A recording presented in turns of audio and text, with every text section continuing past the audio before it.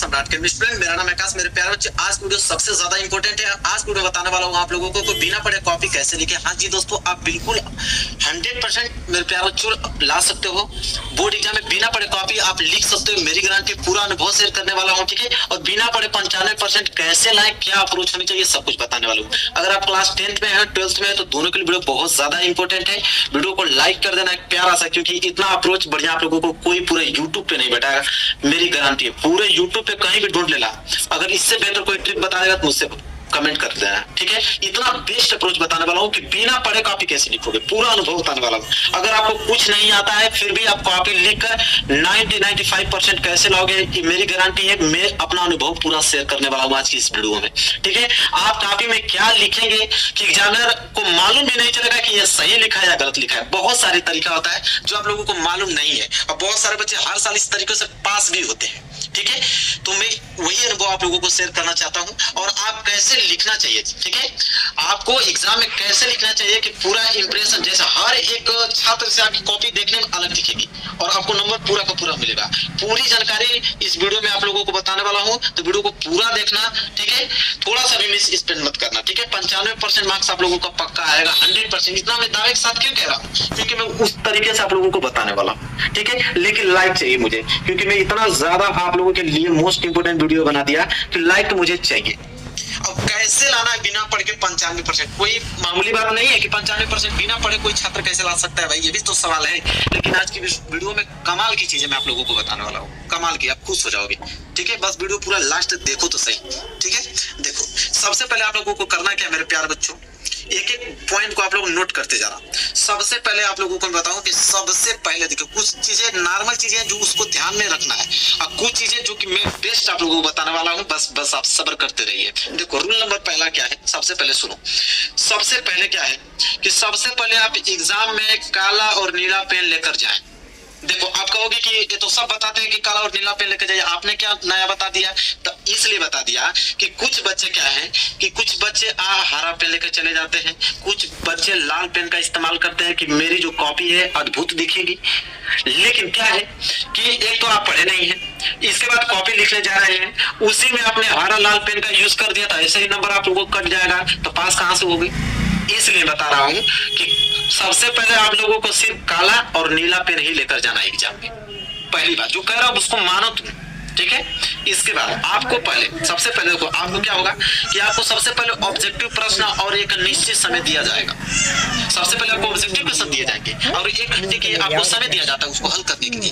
कितने घंटे का? 1 घंटे का। आप सोचोगे कि ये तो सब लोग बताते हैं कि ऑब्जेक्टिव क्वेश्चन आएगा और एक निश्चित समय दिया जाएगा, तो उसमें मेरा क्या फायदा है? अगर हम लोग को प्रश्न नहीं आ रहा है ऑब्जेक्टिव, तो हम लोग कैसे उसको सही करेंगे, कैसे नंबर मिलेगा? अब देखो, मैं आपको ट्रिक बताता हूँ, कितना शानदार ट्रिक है। ट्रिक ये है मेरे प्यारे बच्चों, अगर सबसे पहले आप ऑब्जेक्टिव को देखो, तो ऐसा तो है नहीं कि आपको कुछ भी ऑब्जेक्टिव नहीं आएगा। अरे 5-7 ऑब्जेक्टिव आएगा, चलो मान लेते वो भी नहीं आया। 5-7 तो आना ही चाहिए, पढ़ रहे हो, बोर्ड एग्जाम नजदीक आएगा तो कुछ ना कुछ तो पढ़ोगे।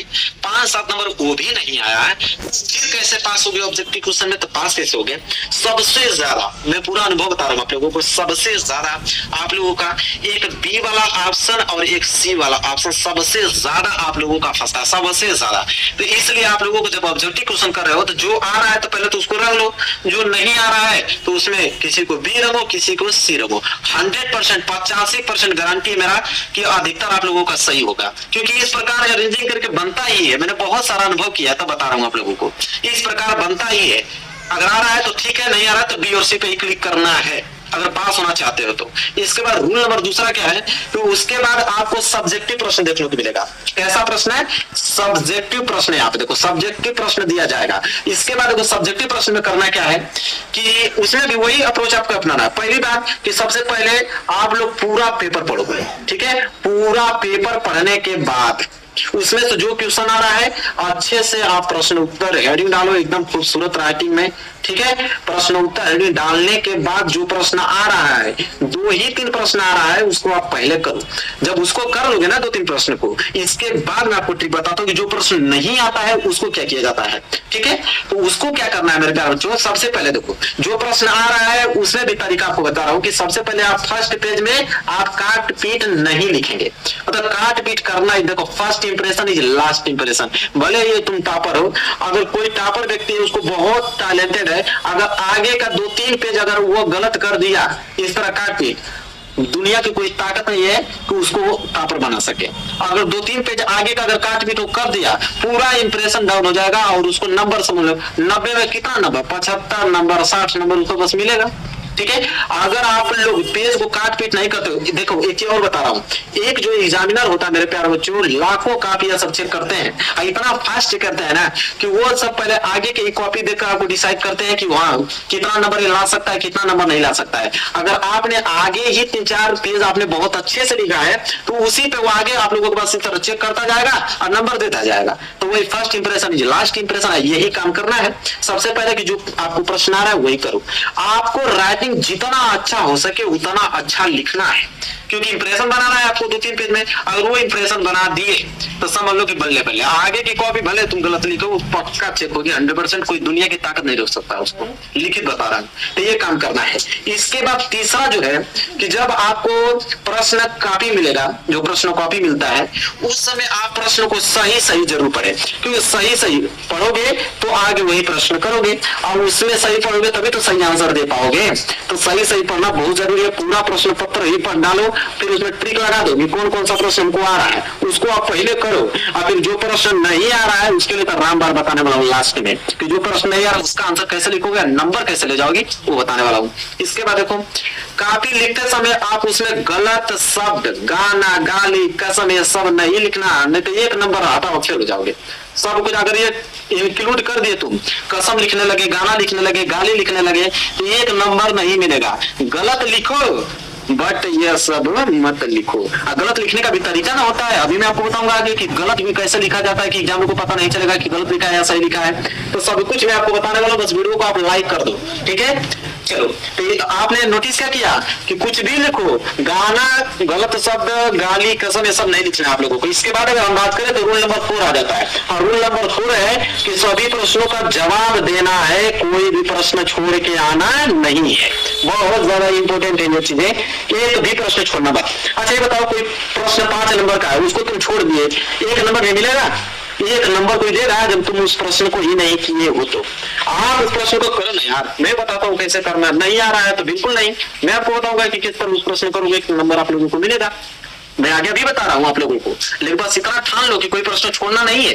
उसको कैसे भरना है, कैसे करना है, तो मैं हूँ, खुद हूँ, मैं आपको खुद बताऊंगा कैसे भरना है। बस आप सब थोड़ा बस बनाइए। इतना देर तक आ गए, बस कुछ मिनट की बात है, इसके बाद मैं अपना पोल खोलता हूँ। इसके बाद देखो मेरे प्यारे बच्चों, अगला पॉइंट है, देखो अगला पॉइंट वही इंक्लूड हो गया ना कि अगर आपको आता है तो पूरा लिखे, और नहीं आता होता आधा भी जरूर लिखे। आधा इसलिए लिखेंगे, कोई 5 नंबर का प्रश्न है, अगर पूरा नहीं लिखोगे तो 1 भी नंबर नहीं मिलेगा। लेकिन 5 नंबर का प्रश्न है, आधा लिख दिए तो 2 या 2.5 नंबर तो आप लोगों को मिलना ही है। तो 2-2.5 नंबर कम होता है क्या? हर प्रश्न में जुड़ता जाएगा तो नंबर बढ़ेगा आप लोगों का। तो इसलिए मैं कह रहा था कि कोई प्रश्न छोड़ना नहीं है, लिखो, लेकिन आधा लिखो। कुछ बच्चे कहेंगे सर आधा भी नहीं लिख पाएंगे तो कैसे लिखेंगे? तो भाई चलो बताता हूँ कैसे लिखोगे। देखो, क्योंकि एग्जामिनर आपको स्टेप मार्किंग पर नंबर देता है, ये भी आपको बता देता हूँ, नहीं जानते थे तो जान लो तुम। स्टेप मार्किंग पे आप लोगों को नंबर मिलता है। स्टेप मार्किंग क्या होता है कि जैसे आपने कितने लाइनों में उस आंसर पे लिखो, गलत लिखो या सही, फर्क नहीं पड़ता है। आगे का 2 लाइन आपको सही लिखना है, वो भी 2 लाइन कैसे सही लिखोगे मैं भी बताऊंगा आप लोगों को। जो प्रश्न देता है ना उसी प्रश्न के बस कुछ भाग को काट कर पहली वाली लाइन में लिख दो, इसके बाद अपना कथा शुरू कर दो, कुछ भी अपना उसी रिलेटेड लिखते जाओ। स्टेप मार्किंग, जैसे वो काफी चेक करना जाएगा ना, देखेगा कितना लाइनों में तुमने आंसर लिखा है, उसी लाइनों के आधार उस नंबर दे देगा कि 5 में इसको 4 दूं, कि 5 में 5 दूं, कि 5 में 3 दूं।